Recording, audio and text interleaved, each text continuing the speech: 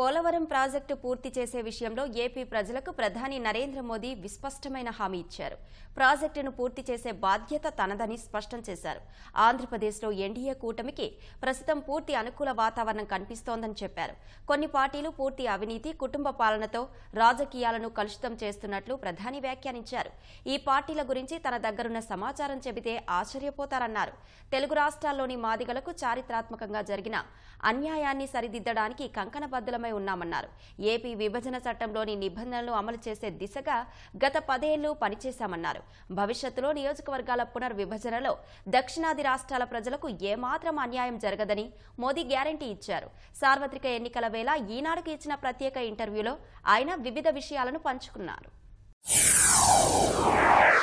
10 ఏళ్ల పదవీ కాలాన్ని నెమరేసుకుంటే ఏమనిపిస్తుంది? మీరు సాధించిన పెద్ద విజయాలేంటి?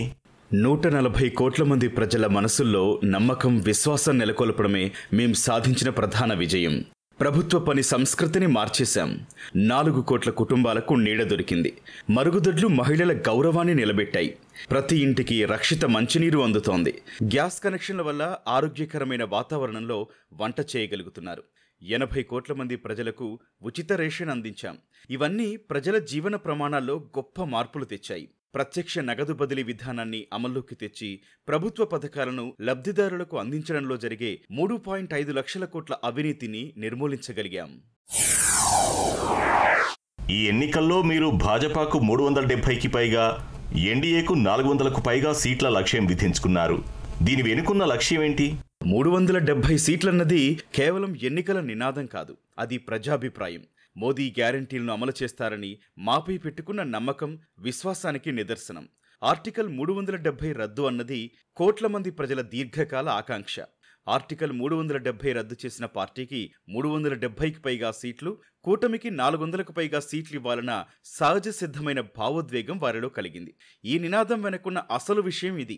మన రాజ్యాంగాన్ని కాపాడటానికి, ఎస్సీ, ఎస్టీ, ఓబీసీల రిజర్వేషన్లు రక్షించడానికి మాకు 400 సీట్ల అవసరం.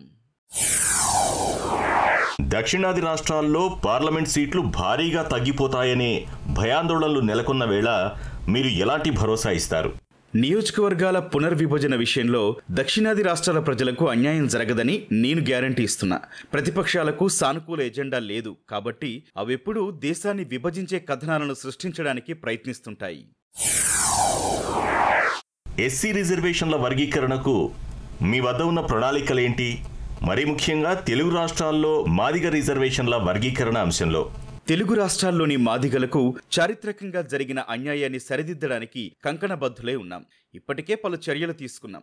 కేబినెట్ కార్యదర్శి నేతృత్వంలో ఉన్నత స్థాయి కమిటీ ఏర్పాటు చేశాం. ఈ కమిటీ ఇప్పటికే ఏపీ, తెలంగాణ, కర్ణాటకలోని మాదిగ సామాజిక వర్గం ప్రతినిధులతో సమావేశమై చర్చలు జరిపింది.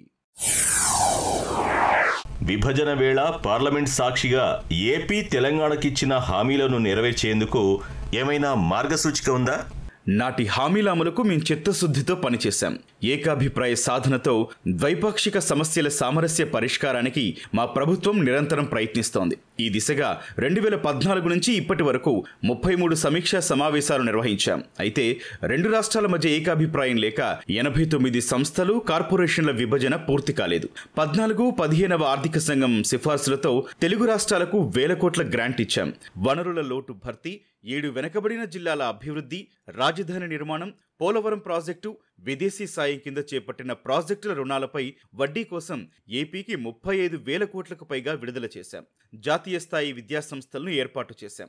విశాఖ కేంద్రంగా రైల్వే జోన్ ఏర్పాటుకు ఆమోదముద్ర వేశాం. ఏపీని పెద్ద పారిశ్రామిక కేంద్రంగా తీర్చిదిద్దడానికి కసరత్తు చేస్తున్నాం. వైజాగ్, చెన్నై ఇండస్ట్రియల్ కారిడార్ను ఢిల్లీ, ముంబై పారిశ్రామిక కారిడార్ తరహాలో అభివృద్ధి చేస్తున్నాం. తెలంగాణలోని ములుగులో గిరిజన విశ్వవిద్యాలయాన్ని ఏర్పాటు చేశాం. కాజీపేటకు రైల్వే వ్యాగన్ల తయారీ యూనిట్ మంజూరు చేశాం. 9 ఉమ్మడి జిల్లాల అభివృద్ధి కోసం ప్రత్యేక సాయం కింద 2,250 కోట్లు విడుదల చేశాం. పోలవరం జాతీయ ప్రాజెక్టు విషయంలో మీ సాయం కోసం ప్రజలు ఎదురుచూస్తున్నారు. అది పూర్తయితే దేశానికి రాష్ట్రం ధాన్యాగారంగా మారడం ఖాయం. ఈ విషయంలో రాష్ట్ర ప్రజలకు మీరేమైనా హామీ ఇస్తారా? పోలవరం జాతీయ ప్రాజెక్టు ఈ విషయంలో ఏపీ ప్రజలకు దృఢమైన హామీ ఇస్తున్నా. దీని నిర్మాణానికి రాష్ట్ర ప్రభుత్వానికి కేంద్రం ఇప్పటికే 15,000 కోట్లకు పైగా విడుదల చేసింది. పోలవరం నిర్వాసితుల పునరావాసానికి మేం ప్రత్యేక కమిటీ ఏర్పాటు చేశాం. కేంద్ర ప్రభుత్వ ఆధ్వర్యంలోని పోలవరం ప్రాజెక్టు అథారిటీ నిర్మాణ పనులను రోజువారీగా పర్యవేక్షిస్తోంది. రాష్ట్ర ప్రభుత్వానికి వివిధ అంశాల్లో సాయం చేయడానికి వివిధ స్థాయిల్లో ఎప్పటికప్పుడు ప్రాజెక్టు పనులను సమీక్షిస్తున్నాం. సార్వత్రిక ఎన్నికల వేళ ఈనాడుకు ఇచ్చిన ప్రత్యేక ఇంటర్వ్యూ సందర్భంగా మరికొన్ని అంశాలను ప్రధాని నరేంద్ర మోదీ పంచుకున్నారు. ఆంధ్రప్రదేశ్లో ఎన్డీఏ కూటమికి ప్రస్తుతం పూర్తి అనుకూల వాతావరణం ఉందన్నారు. కొన్ని పార్టీలు పూర్తి అవినీతి, కుటుంబ పాలనతో రాజకీయాలను కలుషితం చేస్తున్నట్లు ప్రధాని వ్యాఖ్యానించారు. ఈ పార్టీల గురించి తన దగ్గరున్న సమాచారం చెబితే ఆశ్చర్యపోతారన్నారు. వామపక్ష ప్రాబల్యం ఉన్న కేరళ సహా దక్షిణాదిలో భాజపా అవకాశాలు చాలా ఆశాజనకంగా ఉన్నాయని, అక్కడ తమకు ఓట్లు, సీట్లు పెరుగుతాయని అన్నారు. తాను ఇటీవల జరిపిన పర్యటనల్లో ప్రజల నుంచి వచ్చిన స్పందన భాజపా విస్తృతిని సూచిస్తోందన్నారు. 2001లో గుజరాత్లో సంభవించిన భయంకర భూకంపం అనంతరం బాధితుల కోసం పాకిస్తాన్ సరిహద్దుల్లోని కచ్ జిల్లాలో కావడ అనే గ్రామాన్ని తెలుగు ప్రజల సహకారంతో ఈనాడు సంస్థ నిర్మించిన విషయాన్ని గుర్తు చేసినప్పుడు ప్రధాని చాలా సంతోషించారు. మళ్లీ ఎప్పుడైనా అక్కడకు వెళ్లారని అడిగారు. లేదని చెప్పగా ఇప్పుడు ఒకసారి అక్కడికి వెళ్లి అభివృద్ధిని చూడాలని సూచించారు. వీలైతే కచ్ ఎడారిలో సెప్టెంబర్ తర్వాత జరిగే రణ్ ఉత్సవ సమయంలో ఒకసారి మీ ఎడిటోరియల్ బోర్డు సమావేశం నిర్వహించండి అని ప్రధాని సూచించారు.